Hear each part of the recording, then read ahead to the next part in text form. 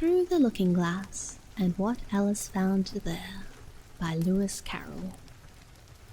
Child of the pure unclouded brow and dreaming eyes of wonder, though time be fleet, and I and thou are half a life asunder, thy loving smile will surely hail the love-gift of a fairy tale.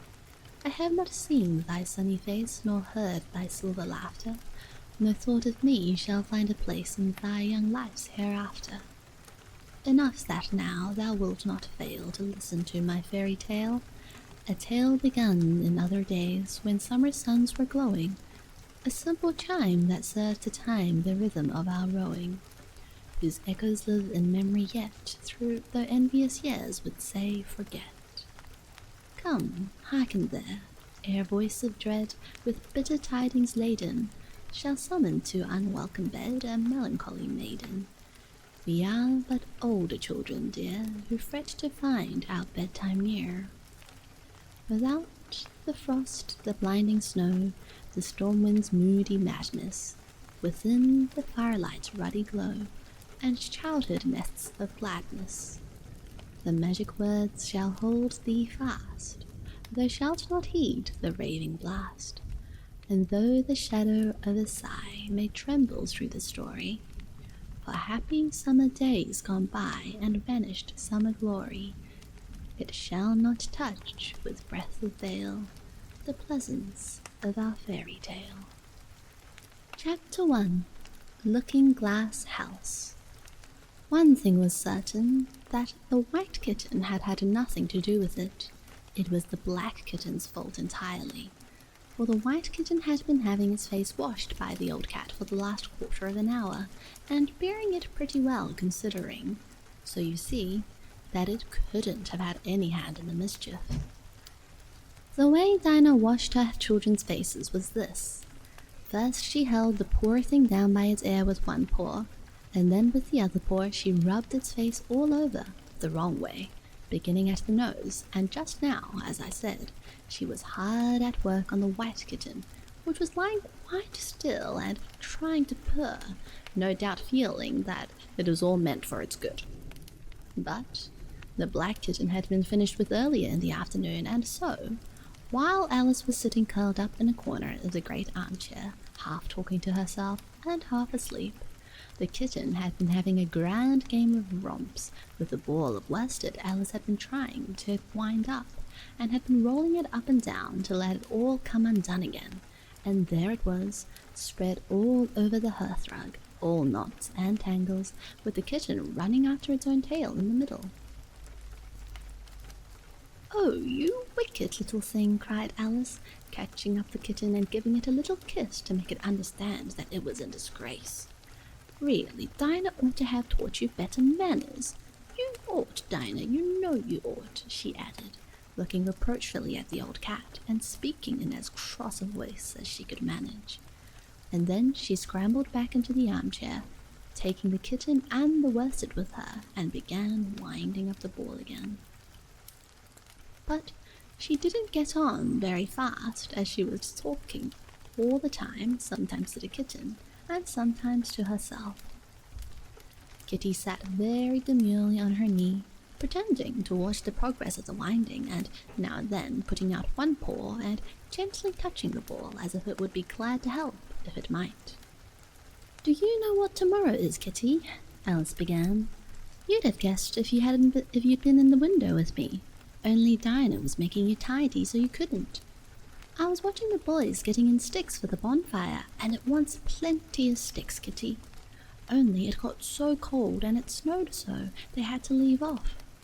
Never mind, Kitty, we'll go and see the bonfire tomorrow." Here Alice wound 2 or 3 turns of the worsted round the kitten's neck, just to see how it would look.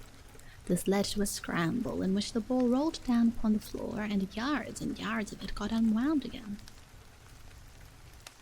"Do you know, I was so angry, Kitty," Alice went on as soon as they were comfortably settled again, "when I saw all the mischief you had been doing. I was very nearly opening the window and putting you out into the snow, and you'd have deserved it, you little mischievous darling. What have you got to say for yourself? Now, don't interrupt me."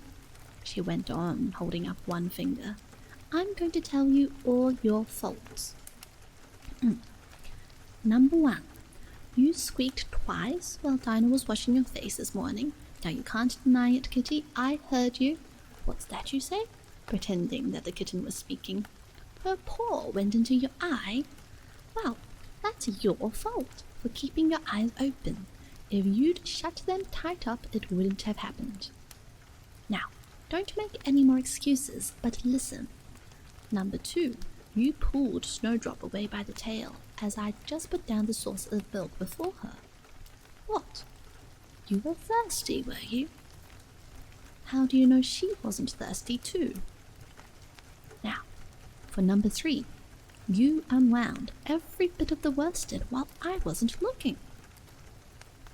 That's 3 faults, Kitty, and you've not been punished for any of them yet.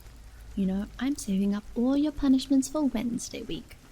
Suppose they had saved up all my punishments, she went on, talking more to herself than the kitten. What would they do at the end of a year? Oh, I should be sent to prison, I suppose, when the day came. Or, let me see. Suppose each punishment was to be going without a dinner. Then, when the miserable day came, I should have to go without 50 dinners at once. Well, I shouldn't mind that much. I'd far rather go without them than eat them. Do you hear the snow against the window panes, Kitty?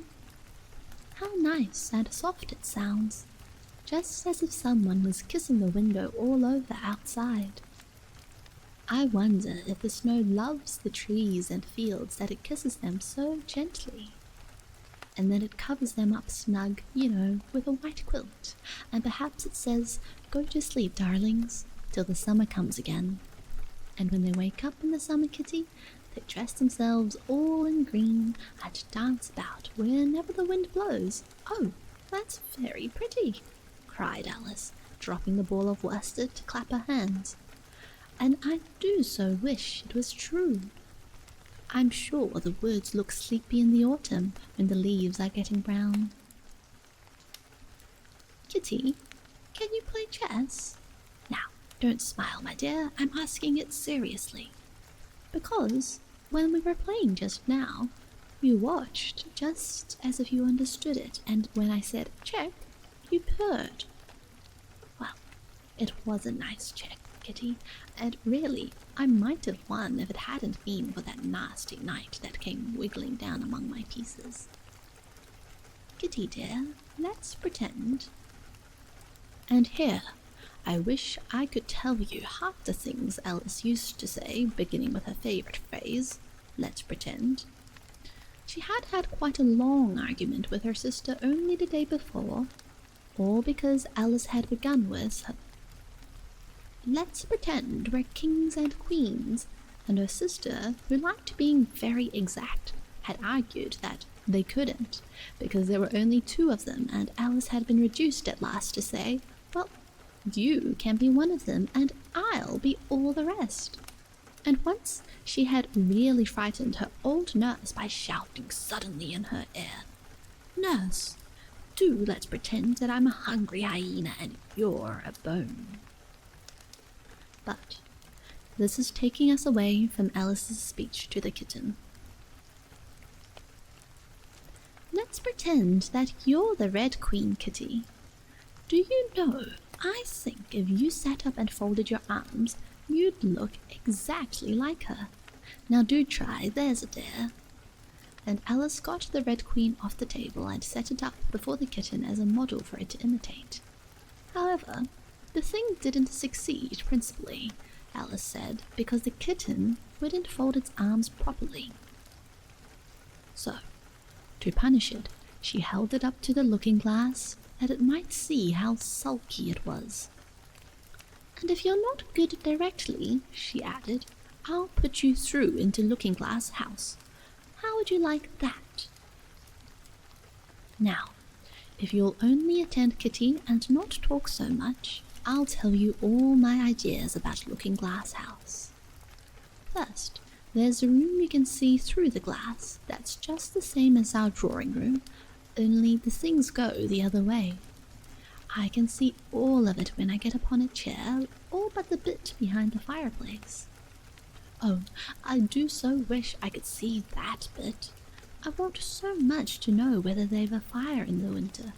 You never can tell, you know, unless our fire smokes, and then smokes comes up in that room too. But that may be only pretense, just to make it look as if they had a fire. Well then, the books are something like our books, only the words go the wrong way. I know that, because I've held up one of our books to the glass, and then they hold up one in the other room. How would you like to live in Looking Glass House, Kitty? I wonder if they'd give you milk in there. Perhaps Looking Glass milk isn't good to drink, but oh, Kitty, now we come to the passage. You can just see a little peep of the passage in Looking Glass House if you leave the door of our drawing room wide open. And it's very like our passage as far as you can see, only, you know, it may be quite different on beyond. Oh, Kitty, how nice it would be if we could only get through into Looking Glass House. I'm sure it's got, oh, such beautiful things in it. Let's pretend there's a way of getting through into it somehow, Kitty. Let's pretend the glass has got all soft-like doors so that we can get through. Why, it's turning into a sort of mist now, I declare. It'll be easy enough to get through. She was up on the chimney piece while she said this, though she hardly knew how she had got there. And certainly, the glass was beginning to melt away just like a bright silvery mist. In another moment, Alice was through the glass and had jumped slightly down into the looking-glass room. The very first thing she did was to look whether there was a fire in the fireplace, and she was quite pleased to find that there was a real one, blazing away as brightly as the one she had left behind. So I shall be as warm here as I was in the old room, thought Alice. Warmer, in fact, because there'll be no one here to scold me away from the fire. Oh, what fun it'll be when they see me through the glass in here and they can't get at me. Then she began looking about and noticed that what could be seen from the old room was quite common and uninteresting, but that all the rest was as different as possible. For instance, the pictures on the wall next to the fire seemed to be all alive, and the very clock on the chimney piece, you know, you can only see the back of it in the looking glass, had got the face of a little old man, and grinned at her. They don't keep this room so tidy as the other, Alice thought to herself, as she noticed several of the chessmen down in the hearth among the cinders. But in another moment, with a little "oh" of surprise, she was down on her hands and knees watching them. The chessmen were walking about, 2 and 2. Here are the Red King and the Red Queen, Alice said in a whisper for fear of frightening them. And there are the White King and the White Queen, sitting on the edge of the shovel. And here are 2 castles walking arm in arm. I don't think they can hear me, she went on as she put her head closer down. And I'm nearly sure they can't see me. I feel somehow as if I were invisible. Here, something began squeaking on the table behind Alice and made her turn her head just in time to see one of the white pawns roll over and begin kicking. She watched it with great curiosity to see what would happen next. It is the voice of my child, the White Queen cried out as she rushed past the king so violently that she knocked him over among the cinders. My precious Lily, my imperial kitten, and she began scrambling wildly at the side of the fender. Imperial fiddlestick, said the king, rubbing his nose, which had been hurt by the fall. He had right to be a little annoyed with the queen, for he was covered with ashes from head to foot. Alice was very anxious to be of use, and as the poor little Lily was nearly screaming herself into a fit, she hastily picked up the queen and set her on the table by the side of her noisy little daughter. The queen gasped and sat down. The rapid journey through the air had quite taken away her breath, and for a minute or two she could do nothing but hug the little Lily in silence. As soon as she had recovered her breath a little, she called out to the White King, who was sitting sulkily among the ashes. "Mind the volcano!" "What volcano?" said the king, looking up anxiously into the fire, as if he thought that was the most likely place to find one. "Blew me up," panted the queen, who was still a little out of breath. "Mind you come up the regular way. Don't get blown up." Alice watched the White King as he slowly struggled up from bar to bar, till at last she said, "Why, you'll be hours and hours getting to the table at that rate. I'd far better help you, hadn't I?" But the king took no notice of that question. It was quite clear that he could neither hear her nor see her. So Alice picked him up very gently and lifted him across more slowly than she had lifted the queen, that she mightn't take his breath away. But before she put him on the table, she thought she might as well dust him a little. He was so covered with ashes.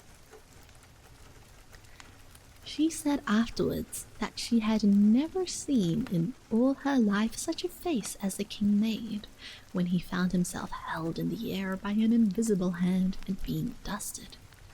He was far too much astonished to cry out, but his eyes and his mouth went on getting larger and larger and rounder till her hand shook so with laughing that she nearly let him drop on the floor. "Oh, please don't make such faces, my dear," she cried out, quite forgetting that the king couldn't hear her. "You make me laugh so that I can hardly hold you. And don't keep your mouth so wide open, or the ashes will get into it. There, now I think you're tidy enough," she added, as she smoothed his hair and set him upon the table near the queen. The king immediately fell flat on his back and lay perfectly still, and Alice was a little alarmed at what she had done and went round the room to see if she could find any water to throw over him. However, she could find nothing but a bottle of ink, and when she got back with it, she found he had recovered, and he and the queen were talking together in a frightened whisper, so low that Alice could hardly hear what they said. The king was saying, "I assure you, my dear, I turned cold to the very ends of my whiskers." To which the queen replied, "You haven't got any whiskers." "The horror of that moment," the king went on, "I shall never, never forget." "You will, though," the queen said, "if you don't make a memorandum of it." Alice looked on with great interest as the king took an enormous memorandum book out of his pocket and began writing. A sudden thought struck her, and she took hold of the end of the pencil, which came some way over his shoulder, and began writing for him. The poor king looked puzzled and unhappy, and struggled with the pencil for some time without saying anything, but Alice was too strong for him, and at last he panted out, "My dear, I really must get a thinner pencil. I can't manage this one a bit. It writes all manner of things that I don't intend." "What manner of things?" said the queen, looking over the book in which Alice had put, "The White Knight is sliding down the poker. He balances very badly." "That's not a memorandum of your feelings." There was a book lying near Alice on the table, and while she was watching the White King, for she was still a little anxious about him, and had the ink all ready to throw over him in case he fainted again, she turned over the leaves to find some part that she could read, for it's all in some language I don't know, she said to herself. It was like this. ябᴏᴏᴏ. 'Twas brillig, and the slithy toves did gyre in a gimble in the wave. All mimsy were the borogoves, and the mome rates outgabe. She puzzled over this for some time, but at last a bright thought struck her. Why, it's a looking-glass book, of course, and if I hold it up to a glass, the words will go in the right way again. This was the poem that Alice read. ябᴏᴏ. 'Twas brillig, and the slithy toves that gyre and gimble in the wave. All mimsy were the borogoves, and the mome rates outgrave. Beware the ябᴏᴏ, my son, the jaws that bite, the claws that catch. Beware the ʟᴏᴏ bird, and shun the frumious bandersnatch. He took his vorpal sword in hand, long time the maximum's foe he sought, so rested he by the tumtum tree, and stood a while in thought. And as in uffish thought he stood, the ябᴏᴏ with eyes of flame came whiffling through the tulgey wood, and burbled as it came. 1, 2, 1, 2, and through the vorpal blade went snicker-snack. He left it dead, and with its head he went galumphing back. And hast thou slain the ябᴏᴏ? Come to my arms, my beamish boy. O frabjous day, calloo, callay, he chortled in his joy.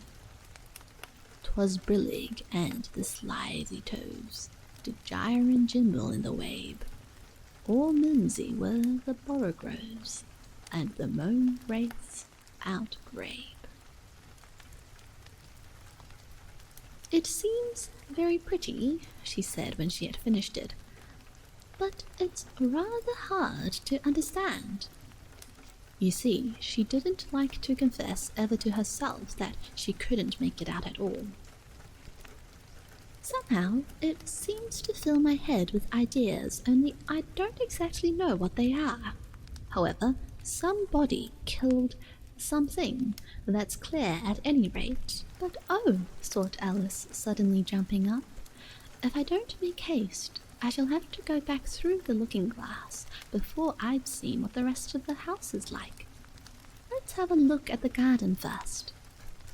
She was out of the room in a moment and ran downstairs, or at least, it wasn't exactly running, but a new invention of hers for getting downstairs quickly and easily, as Alice said to herself. She just kept the tips of her fingers on the handrail and floated gently down without even touching the stairs with her feet. Then she floated on through the hall and would have gone straight out at the door in the same way if she hadn't caught hold of the doorpost.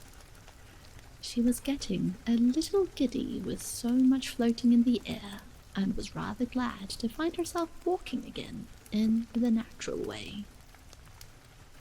Chapter 2. The Garden of Live Flowers. I should see the garden far better, said Alice to herself, if I could get to the top of that hill.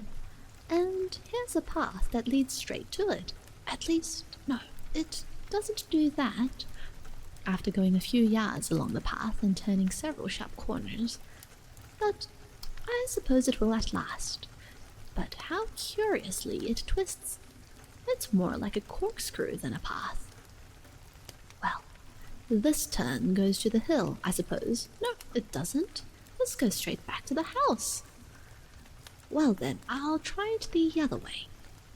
And so she did, wandering up and down and trying turn after turn, but always coming back to the house, do what she would. Indeed, once when she turned a corner rather more quickly than usual, she ran against it before she could stop herself. It's no use talking about it, Alice said, looking up at the house and pretending it was arguing with her. I'm not going in again, yet. I know I should have to get through the looking glass again back into the old room, and there'd be an end of all my adventures. So, resolutely turning her back upon the house, she set out once more down the path, determined to keep straight on till she got to the hill. For a few minutes all went on well, and she was just saying, I really shall do it this time, when the path gave a sudden twist and shook itself, as she described it afterwards, and the next moment she found herself actually walking in at the door. Oh, it's too bad, she cried. I never saw such a house for getting in the way. Never. However, there was the hill full in sight, so there was nothing to be done but start again. This time she came upon a large flower bed with a border of daisies and a willow tree growing in the middle. Oh, Tiger Lily, said Alice, addressing herself to one that was waving gracefully about in the wind. I wish you could talk. We can talk, said the Tiger Lily, when there's anybody worth talking to. Alice was so astonished that she could not speak for a minute. It quite seemed to take her breath away. At length, as the Tiger Lily went only on waving about, she spoke again, in a timid voice, almost in a whisper. And can all the flowers talk? As well as you can, said the Tiger Lily, and a great deal louder. It isn't manners for us to begin, you know, said the Rose, and I really was wondering when you'd speak, said I to myself. Her face has got some sense in it, though it's not a clever one. Still, you're the right colour, and that goes a long way. I don't care about the colour, the Tiger Lily remarked. If only her petals curled up a little more, she'd be all right. Alice didn't like being criticized, so she began asking questions. Aren't you sometimes frightened at being planted out here, with nobody to take care of you? There's the tree in the middle, said the Rose. What else is it good for? But what could it do if any danger came? Alice asked. It says bow wow, cried a daisy. That's why its branches are called boughs. Didn't you know that? Cried another daisy, and here they all began shouting together, till the air seemed quite full of little shrill voices. Silence, every one of you, cried the Tiger Lily, waving itself passionately from side to side and trembling with excitement. They know I can't get at them, it panted, bending his quivering head towards Alice, or they wouldn't dare to do it.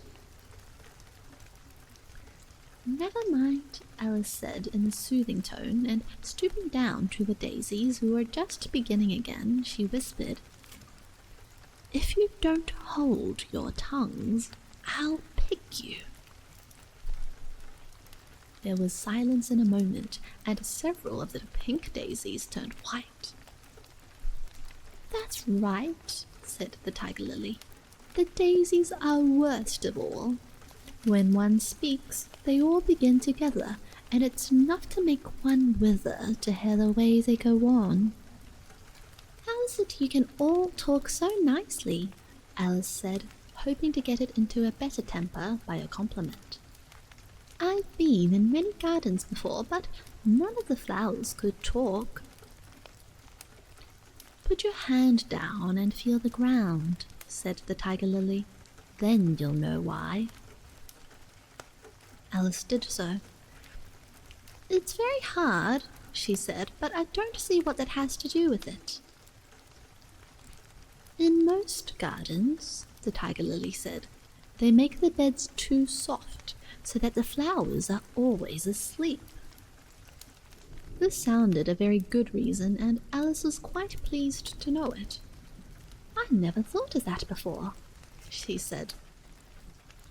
"It's my opinion that you never think at all," the rose said in a rather severe tone. "I never saw anybody that looked stupider," a violet said so suddenly that Alice quite jumped, for it hadn't spoken before. "Hold your tongue," cried the tiger lily, "as if you ever saw anybody. You keep your head under the leaves and snore away there till you know no more what's going on in the world than if you were a bud." "Are there any more people in the garden besides me?" Alice said, not choosing to notice the rose's last remark. "There's one other flower in the garden that can move about like you," said the rose. "I wonder how you do it." "You're always wondering," said the tiger lily. "But she's more bushy than you are." "Is she like me?" Alice asked eagerly, for the thought crossed her mind. "There's another little girl in the garden, somewhere." "Well, she has the same awkward shape as you," the rose said, "but she's redder, and her petals are shorter, I think." "Her petals are done up close, almost like a dahlia," the tiger lily interrupted, "not tumbled about anyhow like yours." "But that's not your fault," the rose added kindly. "You're beginning to fade, you know, and then one can't help one's petals getting a little untidy." Alice didn't like this idea at all, so, to change the subject, she asked, "Does she ever come out here?" "I dare say you'll see her soon," said the rose. "She's one of the thorny kind." "Where does she wear the thorns?" Alice asked, with some curiosity. "Why, all round her head, of course," the rose replied. "I was wondering you hadn't got some too. I thought it was the regular rule." "She's coming," cried the larkspur. "I hear her footstep, thump, thump, thump, along the gravel walk." Alice looked around eagerly, and found that it was the Red Queen. "She's grown a good deal," was her first remark. She had indeed. When Alice first found her in the ashes, she had only been 3 inches high, and here she was, half a head taller than Alice herself. "It's the fresh air that does it," said the rose. "Wonderfully fine air it is out here." "I think I'll go and meet her," said Alice, for, though the flowers were interesting enough, she felt that it would be far grander to have a talk with a real queen. "You can't possibly do that," said the rose. "I should advise you to walk the other way." This sounded nonsense to Alice, so she said nothing but set off at once towards the Red Queen. To her surprise, she lost sight of her in a moment and found herself walking in at the front door again. A little provoked, she drew back, and after looking everywhere for the Queen, whom she spied out at last a long way off, she thought she would try the plan, this time, of walking in the opposite direction. It succeeded beautifully. She had not been walking a minute before she found herself face to face with the Red Queen and full in sight of the hill she had been so long aiming at. "Where do you come from?" said the Red Queen, "and where are you going?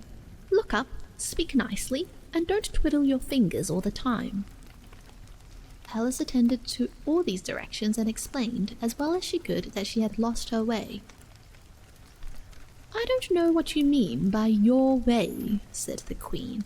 "All the ways about here belong to me. But why did you come out here at all?" she added in a kinder tone.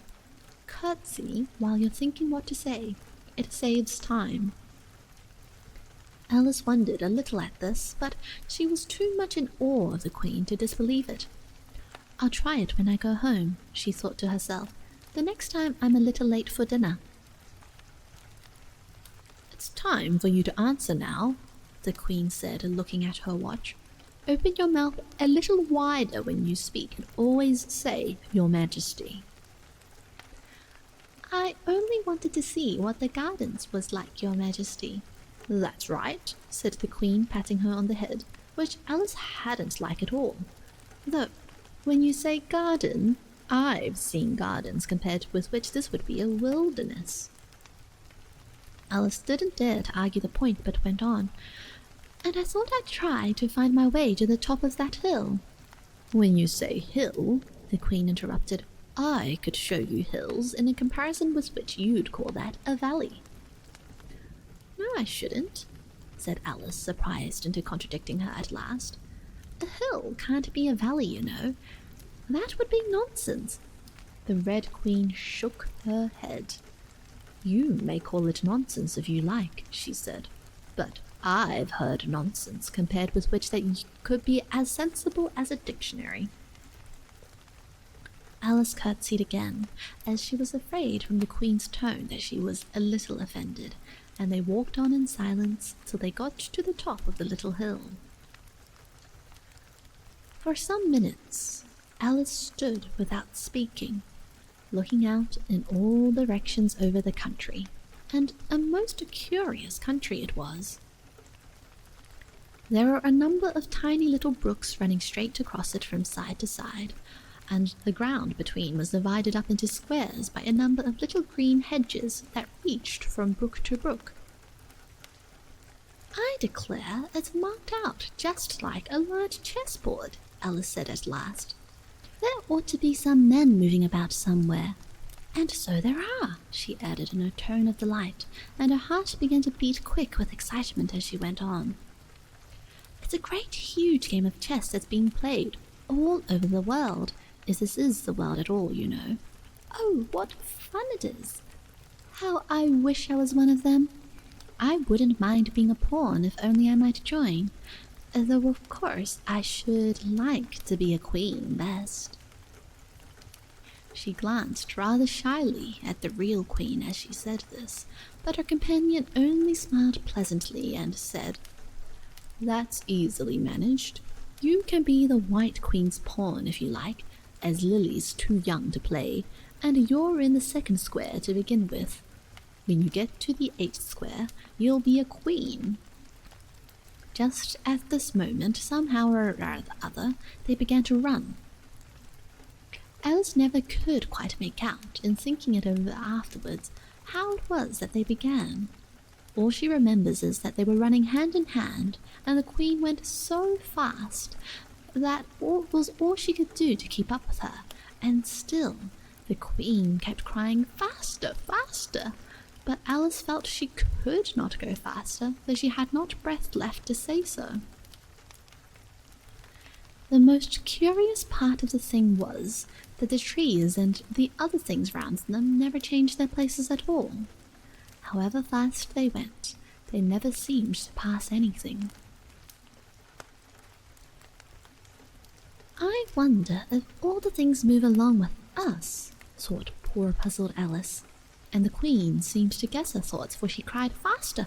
Don't try to talk!" Not that Alice had any idea of doing that. She felt as if she would never be able to talk again, she was getting so much out of breath, and still the Queen cried, "Faster, faster!" and dragged her along. "Are we nearly there?" Alice managed to pant out at last. "Nearly there?" the Queen repeated. "Why, we passed it 10 minutes ago. Faster!" And they ran on for a time in silence, with the wind whistling in Alice's ears and almost blowing her hair off her head, she fancied. "Now, now!" cried the Queen. "Faster, faster!" And they went so fast that at last they seemed to skim through the air, hardly touching the ground with their feet, till suddenly, just as Alice was getting quite exhausted, they stopped, and she found herself sitting on the ground, breathless and giddy. The queen propped her up against a tree and said kindly, "You may rest a little now." Alice looked round her in great surprise. "Why, I do believe we've been under this tree this whole time. Everything's just as it was." "Of course it is," said the queen. "What would you have had it?" "Well, in our country," said Alice, still panting a little, "you'd generally get to somewhere else if you ran very fast for a long time, as we've been doing." "A slow sort of country," said the queen. "Now, here, you see, it takes all the running you can do to keep in the same place. If you want to get somewhere else, you must run at least twice as fast as that." "I'd rather not try, please," said Alice. "I'm quite content to stay here, only I am so hot and thirsty." "I know what you'd like," the queen said good-naturedly, taking a little box out of her pocket. "Have a biscuit?" Alice thought it would not be civil to say no, though it wasn't at all what she wanted. She took it and ate it as well as she could, and it was very dry, and she thought she had never been so nearly choked in all her life. "While you're refreshing yourself," said the queen, "I'll just take the measurements." And she took a ribbon out of her pocket, marked in inches, and began measuring the ground and sticking little pegs in here and there. "At the end of 2 yards," she said, putting in a peg to mark the distance, "I shall give you your directions. Have another biscuit?" "No, thank you," Alice said. "One's quite enough." "Thirst quenched, I hope," said the queen. Alice did not know what to say to this, but luckily the queen did not wait for an answer, but went on. "At the end of 3 yards I shall repeat them, for fear of your forgetting them. At the end of 4 I shall say goodbye, and at the end of 5 I shall go." She had got all the pegs put in by this time, and Alice looked on with great interest as she returned to the tree, and then began slowly walking down the row. At the 2-yard peg she faced round and said, "A pawn goes 2 squares in its first move, you know, so you'll go very quickly through the 3rd square, by railway, I should think, and you'll find yourself in the 4th square in no time. Well, that square belongs to Tweedledum and Tweedledee, the 5th is mostly water, the 6th belongs to Humpty Dumpty, but you make no remark." I didn't know I had to make one just then," Alice faltered out. "You should have said, it's extremely kind of you to tell me all this. However, we'll suppose it's said. The 7th square is all forest. However, one of the knights will show you the way, and in the 8th square we shall be queens together, and it's all feasting and fun." Alice got up and curtsied, and sat down again. At the next peg the queen turned again, and this time she said, "Speak in French when you can't think of the English for a thing. Turn out your toes as you walk, and remember who you are."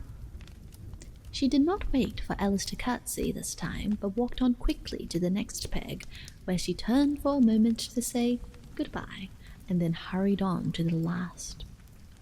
How it happened, Alice never knew, but exactly as she came to the last peg, she was gone. Whether she vanished into the air, or whether she ran quickly into the wood, and she can run very fast, thought Alice. There was no way of guessing, but she was gone, and Alice began to remember that she was a pawn, and that it would soon be time for her to move. Chapter 3. Looking-glass insects. Of course, the first thing to do was to make a grand survey of the country she was going to travel through. It's something very like learning geography, thought Alice, as she stood on tiptoe in hopes of being able to see a little further. Principal rivers? There are none. Principal mountains? I'm on the only one, but I don't think it's got any name. Principal towns? Why, what are those creatures making honey down there? They can't be bees. Nobody ever saw bees a mile off, you know. And for some time she stood silent, watching one of them that was bustling about among the flowers, poking its proboscis into them. Just as if it was a regular bee, thought Alice. However, this was anything but a regular bee. In fact, it was an elephant, as Alice soon found out, though the idea quite took her breath away at first. And what enormous flowers they must be, was her next idea. Something like cottages with the roofs taken off and stalks put to them, and what quantities of honey they must make. I think I'll go down and... No, I won't just yet, she went on, checking herself just as she was beginning to run down the hill and trying to find some excuse for turning shy so suddenly. It'll never do to go down among them without a good long branch to brush them away, and what fun it'll be when they ask me how I like my walk. I shall say, oh, I like it well enough. Here came the favourite little toss of the head, only it was so dusty and hot, and the elephants did tease so. I think I'll go down the other way, she said after a pause, and perhaps I may visit the elephants later on. Besides, I do so want to get into the third square. So with this excuse, she ran down the hill and jumped over the first of the 6 little brooks.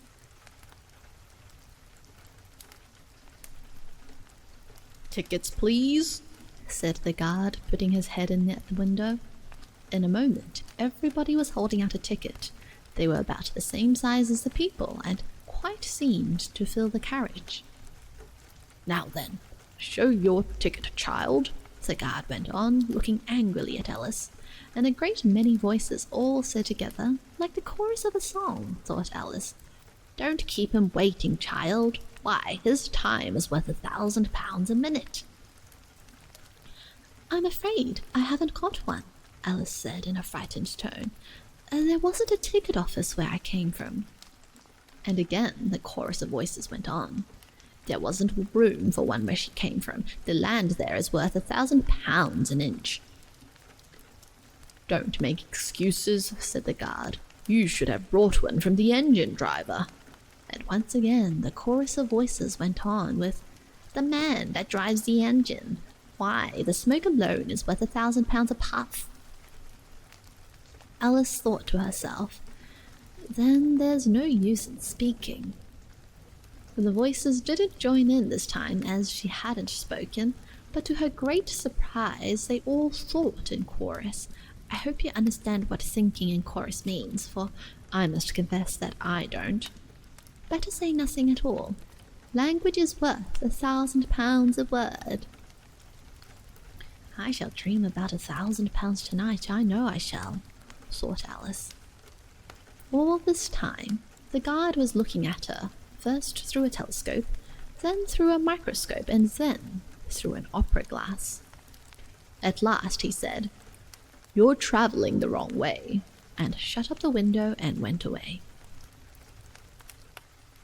"So young a child," said the gentleman sitting opposite to her. He was dressed in white paper. "Ought to know which way she's going, even if she doesn't know her own name."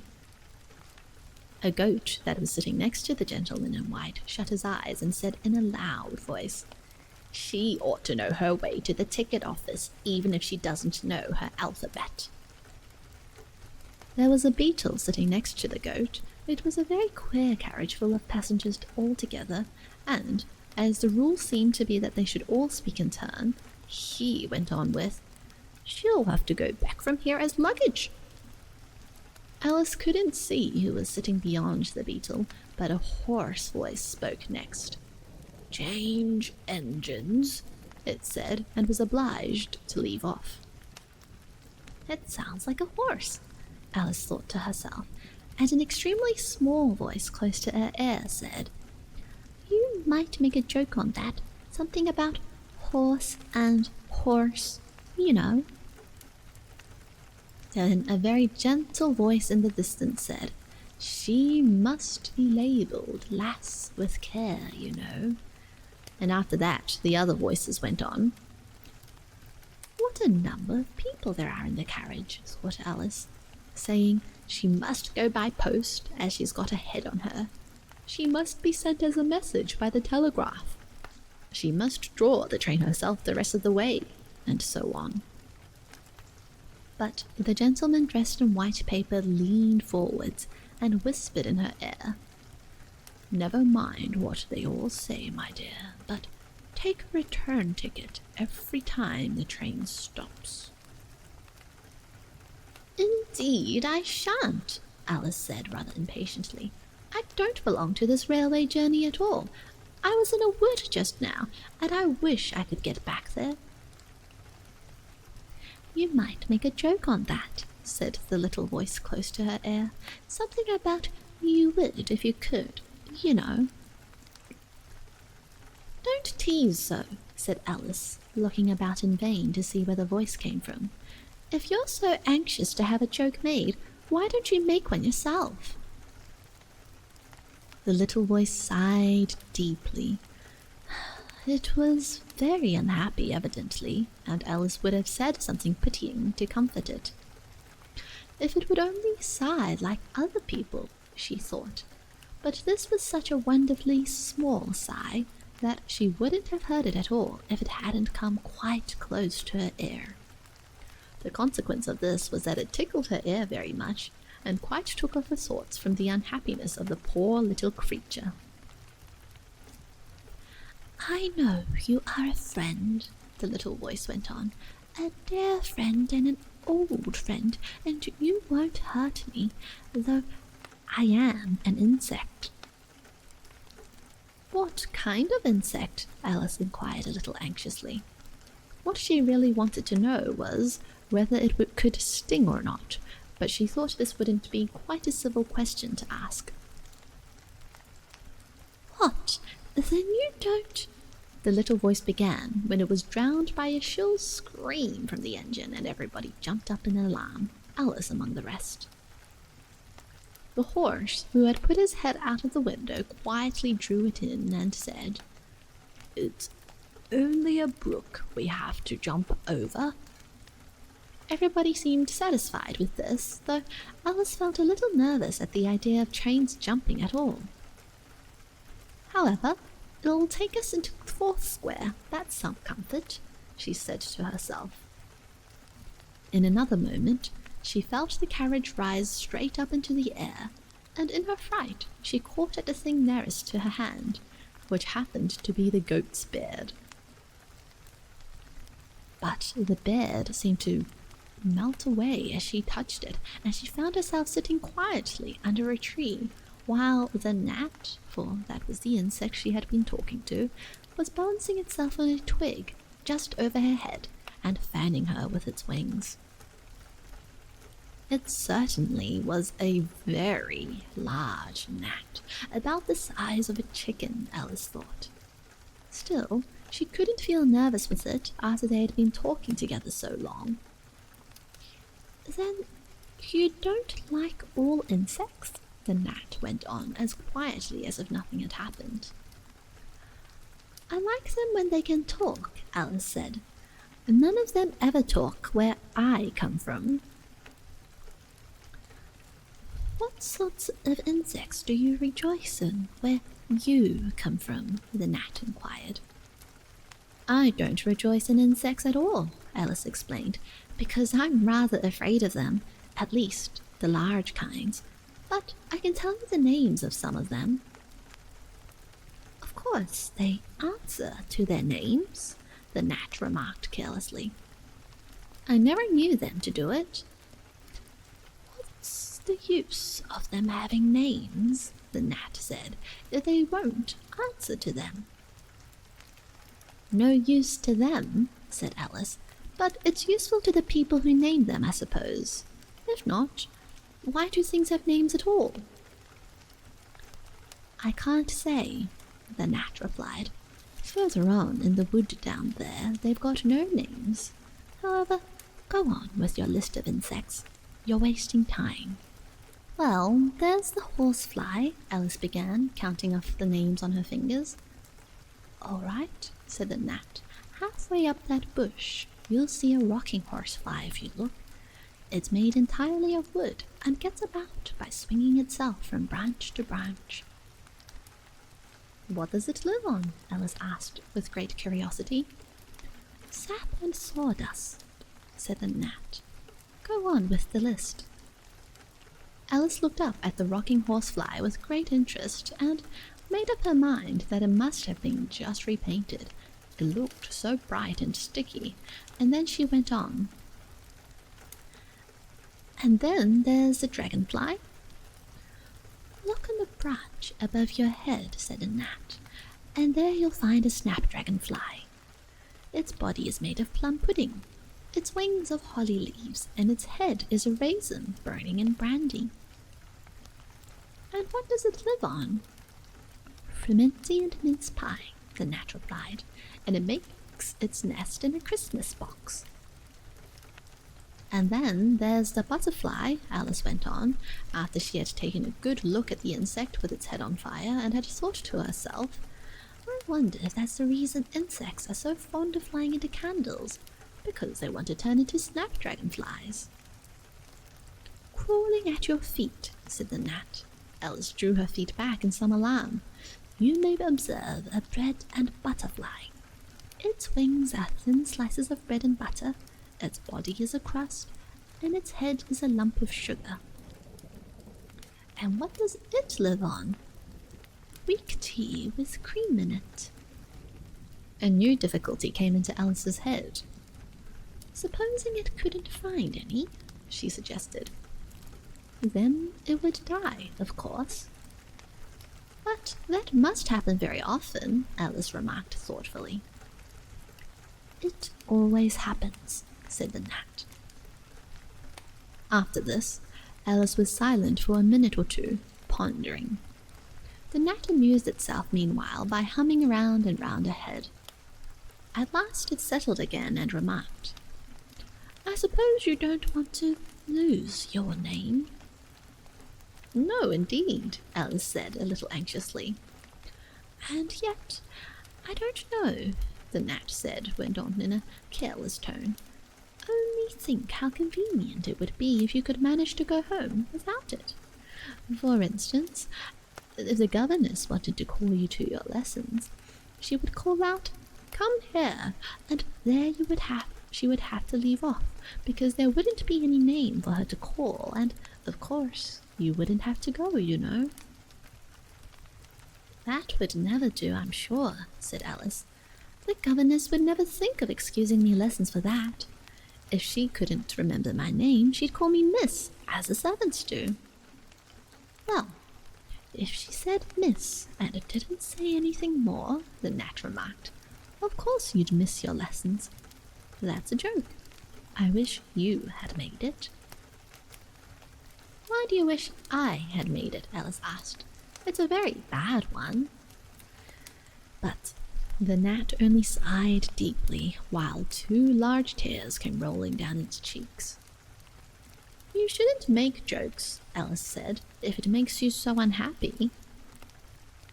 Then came another of those melancholy little sighs, and this time the poor gnat really seemed to have sighed itself away, for when Alice looked up, there was nothing whatever to be seen on the twig, and as she was getting quite chilly with sitting still so long, she got up and walked on. She very soon came to an open field with a wood on the other side of it. It looked much darker than the last wood, and Alice felt a little timid about going into it.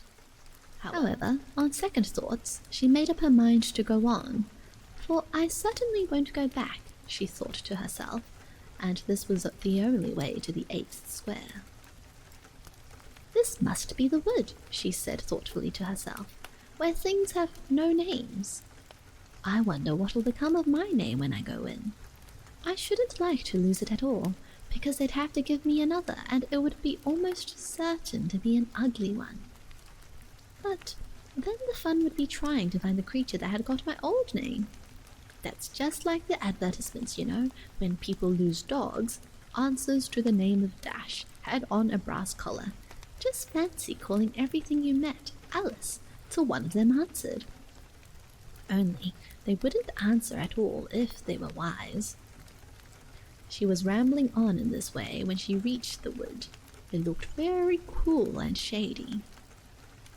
Well, at any rate, it's a great comfort, she said as she stepped under the trees, after being so hot, to get into what? She went on, rather surprised at not being able to think of the word. I mean, to get under this, you know, putting her hand on the trunk of the tree. What does it call itself, I wonder? I do believe it's got no name. Why, to be sure it hasn't. She stood silent for a minute, thinking. Then she suddenly began again. Then it really has happened after all. And now, who am I? I will remember if I can. I'm determined to do it. But being determined didn't help much, and all she could say, after a great deal of puzzling, was, I know it begins with L. Just then a fawn came wandering by. It looked at Alice with its large, gentle eyes, but didn't seem at all frightened. Here then, Alice said, as she held out her hand and tried to stroke it, but it only started back a little, and then stood, looking at her again. What do you call yourself? The fawn said at last. Such a soft, sweet voice it had. I wish I knew, thought poor Alice. She answered rather sadly. Nothing just now. Think again, it said. That won't do. Alice thought, but nothing came of it. Please, would you tell me what you call yourself? She said timidly. I think that might help a little. I'll tell you if you'll move a little further on, the fawn said. I can't remember here. So they walked on together through the wood, Alice with her arms clasped lovingly around the soft neck of the fawn, till they came out into another open field, and here the fawn gave a sudden bound into the air and shook itself free from Alice's arms. I'm a fawn, it cried out in a voice of delight. And dear me, you're a human child. A sudden look of alarm came into its beautiful brown eyes, and in another moment it had darted away at full speed. Alice stood looking after it, almost ready to cry with vexation at having lost her dear little fellow traveller so suddenly. However, I know my name now, she said. That's some comfort. Alice, I won't forget it again. And now, which of these finger posts ought I to follow, I wonder? It was not a very difficult question to answer, as there was only one road through the wood, and the 2 finger posts both pointed along it. I'll settle it, Alice said to herself, when the road divides and they point different ways. But this did not seem likely to happen. She went on and on a long way, but wherever the road divided, there were sure to be 2 finger posts pointing the same way. One marked to Tweedledum's house, and the other to the house of Tweedledee. I do believe, said Alice at last, that they live in the same house. I wonder I never thought of that before. But I can't stay there long. I'll just call and say, how do you do, and ask them the way out of the wood. If I could only get to the 8th square before it gets dark. So she wandered on, talking to herself as she went, till, on turning a sharp corner, she came upon 2 fat little men, so suddenly that she could not help starting back. but in another moment she recovered herself, feeling sure that they must be